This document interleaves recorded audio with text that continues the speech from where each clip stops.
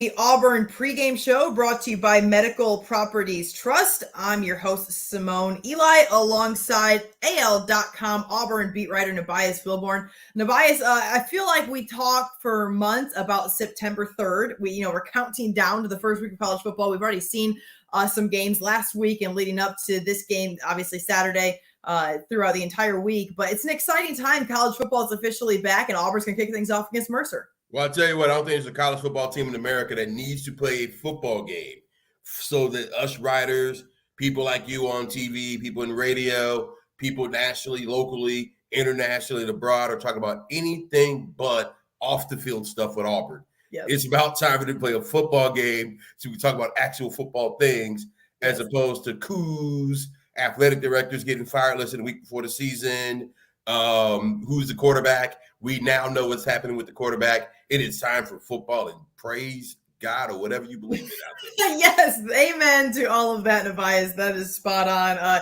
There's no team in the country that needs football more than Auburn right now, so they can shift their focus, so to speak, to anything else happening on the field rather than what's happening off the field. We're going to talk a little bit about the off-field stuff because, of course, what we do, and it's week one, so we'll get to that in just a moment. But first, let's talk a little bit about this game. Auburn's going to kick things off at home, Jordan-Hare Stadium on the Plains at 6 o'clock. The game is on ESPN Plus, so you got to have a subscription to watch this one. A lot of the games nowadays, it's the thing. It's the way the world's going now, is to watch things streamed online. Auburn, more than a 30-point favorite against Mercer, have never lost to the Bears. We do know that Mercer is kind of that team, man. It's like they just do stuff, and it just is exhausting. I mean, that's the best way to put it. I mean, they had 625 total yards last week against Morehead State.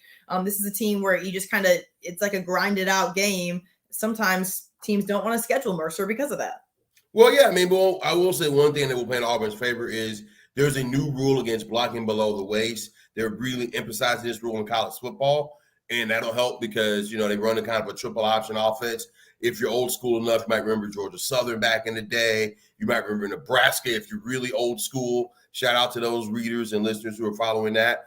You don't really see a lot of triple option offense anymore. You see more of these spread 4-receiver, 5-receiver offenses, which forces defense to go more nickel and dime. But I like an offense like this. It's fun. You got to practice against it. Georgia Tech ran it for a lot of years under Coach Paul Johnson. And so you kind of see that little bit of rebirth at Mercer. They make it work. They got some good running backs. They got a strong receiver who transferred from Georgia. I mean, this won't be just some easy rollover cupcake game. Plus, remember, Mercer's an FCS opponent. Yep. But they're from the state of Georgia. So, like Tyler Fromm, for instance, is friends with a lot of those guys. He's from the same area. Auburn recruits the central Georgia area fairly well. So there's going to be guys who play high school ball with some of these guys. Yep. Hey, it's going to be a little bit chippy down there at Jordan-Hare. So get ready for it. And plus, those Mercer boys are used to the heat. Yes. And so they're not coming to Auburn with any surprises at all. It's going to be warm, I'm sure. On the Plains today, 6 o'clock kickoff against Mercer, the Tigers. So fall camp is such a grind. You go a couple of weeks, and you're excited when you first start, but you go a couple of weeks, you're like, hey, I'm ready to play somebody else. Finally, Auburn's going to get that opportunity. We spoke with Brian Harsin earlier this week, and here's what he had to say about kicking things off against Mercer week one. Most importantly for us, it's a chance to go out there and get ready for a game. There is no more scrimmages. There's no more spring games. We have a deadline, and it's this Saturday. We get a chance to go out there and play, and I'd say everybody that sits in this room is excited about that. You get to a point in camp where you're just tired of hitting each other and doing the same things, and now we get a chance to go out there and play somebody else and to be at home in our stadium, which we're all looking forward to that.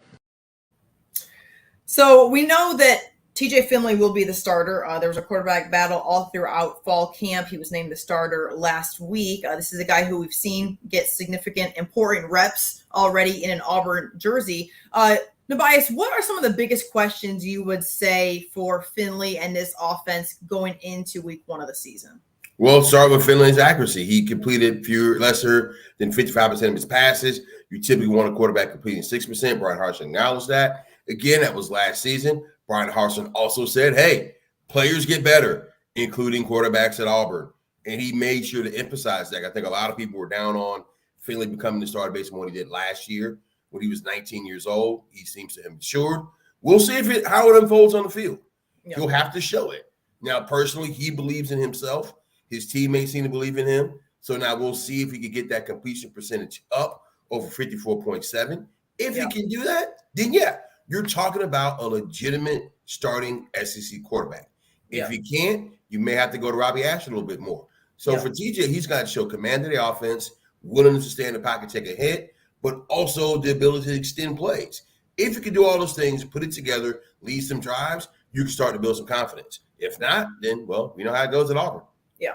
Well, how much do you think, what's the opportunity going to be like to see a different quarterback? Now, today, a very high likelihood, since it's Mercer, you don't want to show your hand too much. You don't want to see a guy get hurt because he's playing garbage time late in the game. Well, you're hoping it's garbage time. Yeah, no question. Yeah, you're hoping you're not having to have him late in the game.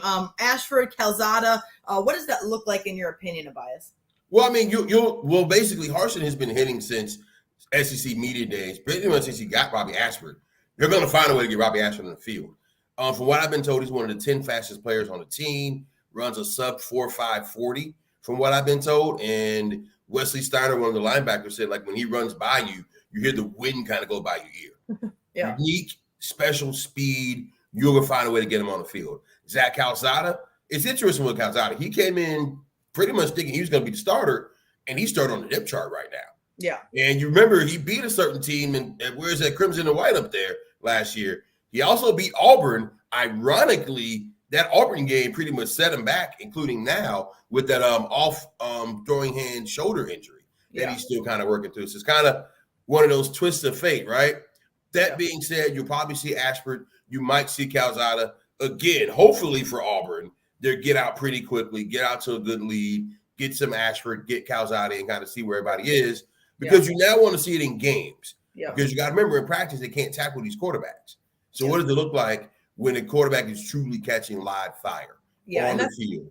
And Harsin alluded to that, and he talked directly about that this week, saying that you don't hit him in practice. So until they have to throw it across the middle and stand in the pocket while the guy's screaming at him about to hit him, you really don't know how they're going to respond. I can tell you from following and covering Robbie Ashford at Hoover for several years in his high school career, that guy is a baller, and I would not be shocked if he plays some significant downs for Auburn this season. And what do you think that Harsin's comfort level is? Should he have to go to a guy, maybe not in this game, but down the road when it comes to the quarterback situation? Should he have to pivot because TJ Finley isn't delivering in the way that he would maybe hope? Well, I'll tell you what, first of all, hopefully I'm glad I'm not the one out there getting hit. That's why I'm sitting here talking to you. Exactly. But the second part of it is, I mean, he'll have no choice. I mean, like I said, you hope the guy who's your starting quarterback is your starting quarterback throughout. But even last year at Auburn, they thought it was going to be Bo Nix until it wasn't. Sure. Finley had to step up. So how do you get Finley his reps to make sure he's ready for each game, but then also keep the other guys ready? Because remember, Finley said something very important this week. He said he wasn't ready. He said that out loud. He said he wasn't ready last year.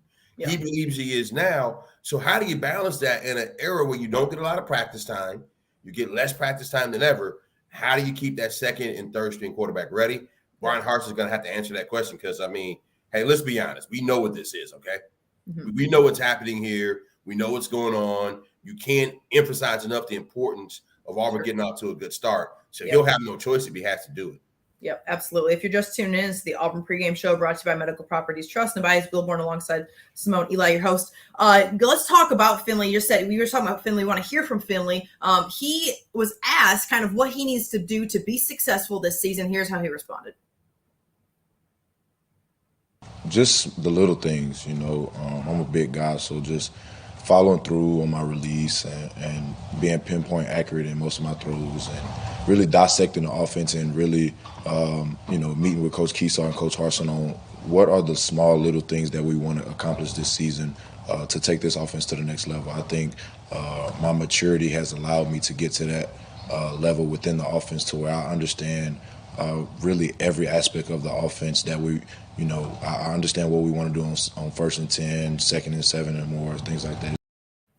So obviously, Finley trying to be a little more cerebral in his responses, I feel like, this season. He wants to be good. I mean, he wants to be successful. A lot of his success is going to come from how well he is protected. What does the offensive line outlook look like right now? Harsin was very critical of this group a year ago. Well, I still want to date with Holly Berry, but, I don't know if that's going to happen yet. If Holly's listening to the Auburn pregame show, What's up, baby? But no, I'm Buy seriously. a Fonzie girl.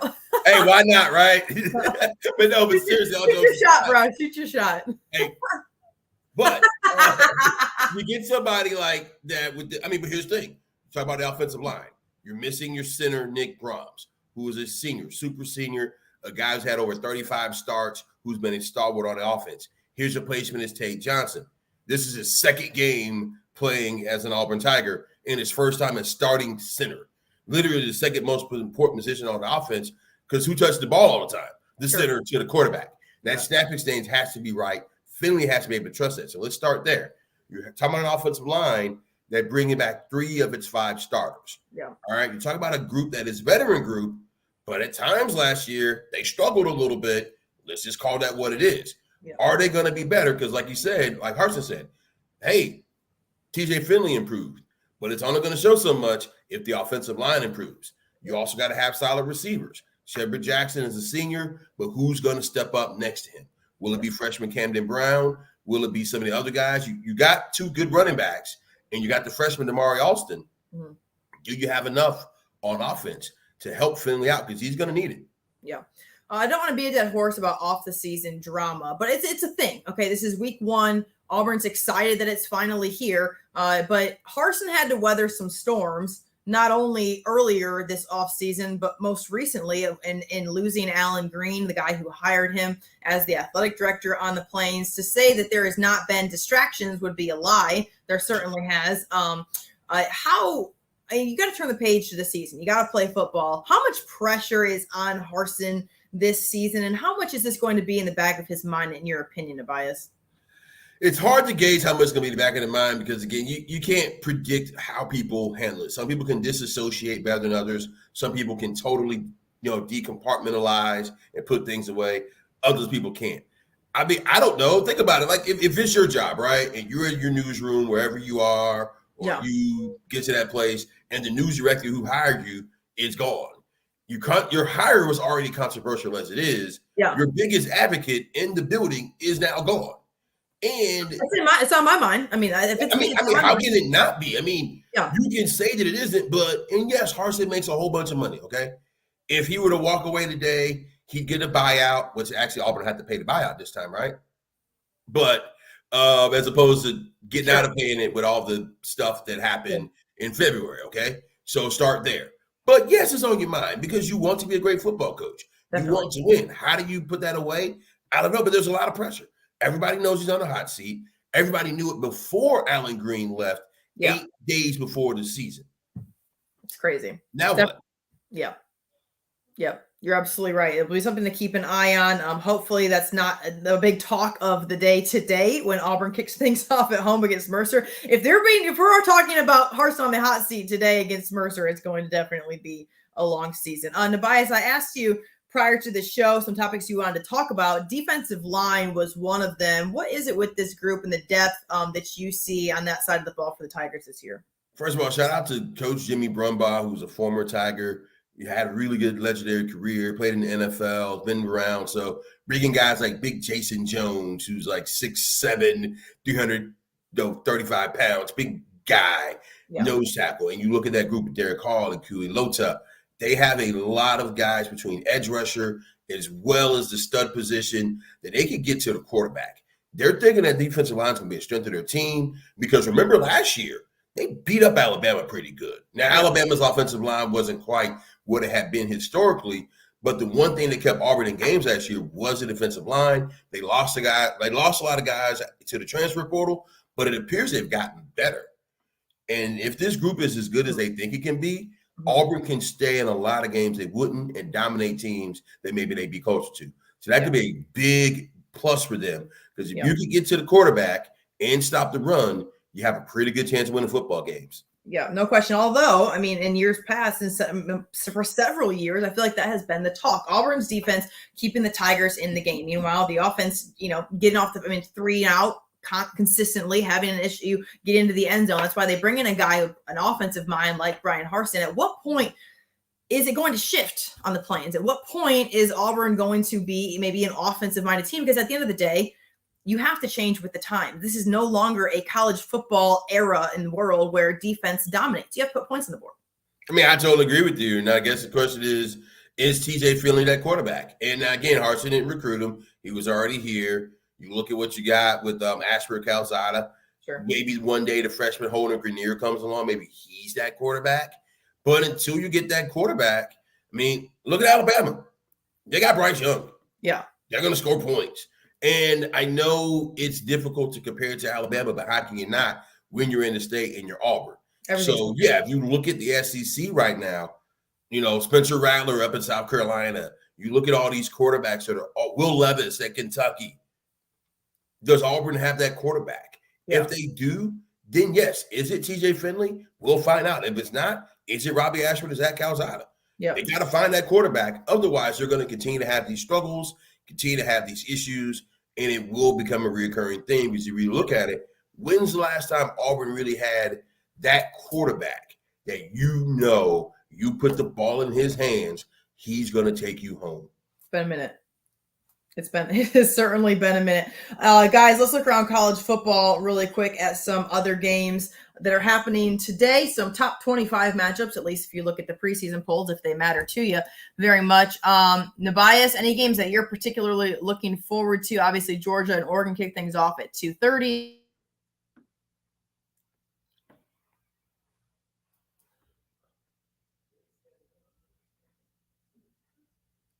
If you're running at one time, and so you try to watch multiple games. If you're like me, you try to watch multiple games throughout. So 6:30 is going to be the Notre Dame Ohio State game. Any games that you're going to keep an eye on? I mean, obviously Georgia, Oregon, of course, with the Bo Nix tie. Curious to see how he does. Also curious to see how Dan Lanning, who is Georgia's defensive coordinator, who I'm sure Auburn fans remember with as head coach. Of course, you mentioned the Notre Dame Ohio State game. That's just interesting to me, period. Yeah. With Marcus Freeman getting his start as a head coach. You know, I mean, I don't know if there's a more handsome coach in college football, so shout out to him. And clearly, if you look at his family, they definitely have regenerated the school system in South Bend, if you know what I mean. Yeah, no question, guys. It's a great day. September 3rd finally has arrived. I think it's going to be nice on the plains for the game. Not a meteorologist. I just talk sports. But kickoff at 6 o'clock. Auburn kicks the season off against Mercer, a team that's already 1-0 on the year, put up a ton of yards. We will see if Auburn can slow them down at 6 o'clock at home. But guys, thank you so much for tuning in to the Auburn pregame show brought to you by Medical Properties Trust. For Tobias Wilborn, I'm Simone Eli. We will see you right back here for the postgame show after the game this evening. Have a great college football Saturday. Medical Properties Trust, at the very heart of healthcare.